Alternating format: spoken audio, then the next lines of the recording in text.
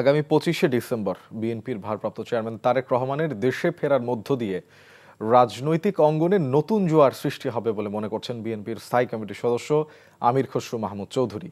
তিনি বলেন, তারেক রহমানের প্রত্যাবর্তন গণতন্ত্র পুনরুদ্ধারের আন্দোলনকে আরও বেগবান করবে এবং জনগণের মধ্যে নতুন আশা জাগাবে। সকালে রাজধানীর কৃষিবিদ ইনস্টিটিউটে বিএনপির দেশ গড়ার পরিকল্পনা শীর্ষক কর্মসূচির উদ্বোধনী বক্তব্যে এসব কথা বলেন আমির খসরু। তিনি আরও বলেন, আসন্ন জাতীয় নির্বাচন শুধু বিএনপির বিজয়ের প্রশ্ন নয়, এটি মূলত গণতন্ত্রের বিজয়ের লড়াই। তিনি অভিযোগ করেন, বারবার গণতন্ত্র ধ্বংস করা হয়েছে।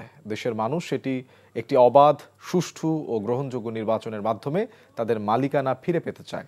এছাড়া ওসমান হাদিকে হাসপাতালে দেখতে গেলে মির্জা আব্বাসের মবের শিকার হয়েছেন জানিয়ে আমির খসরু বলেন, বিএনপি মবক্রেসির রাজনীতি সমর্থন করে না।